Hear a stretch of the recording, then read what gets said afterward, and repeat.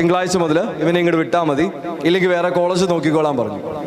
അന്ന് ആ കോളേജിൻ്റെ സ്റ്റെപ്പ് ഇറങ്ങിക്കൊണ്ട് വന്നപ്പം എൻ്റെ അപ്പൻ എന്നെ 2 തല്ലിയിരുന്നെങ്കിലോ 10 തെറി വിളിച്ചിരുന്നെങ്കിലോ എനിക്ക് ഇത്രയും ദണ്ണം വരത്തില്ലായിരുന്നു.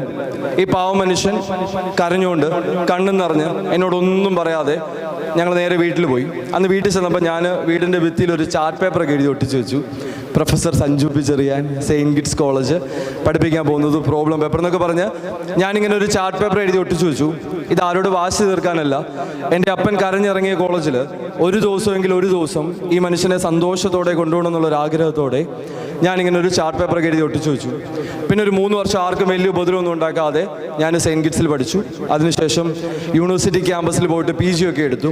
എല്ലാം കഴിഞ്ഞ് 2015 ജൂൺ മാസം 15-ാം തീയതി 2015 ജൂൺ 15-ന് ദൈവകൃപയിൽ എനിക്ക് സെയിൻറ്റ് കിഡ്സ് കോളേജിൽ തന്നെ അധ്യാപകനായിട്ട് ജോലി കിട്ടി. ജൂൺ മാസം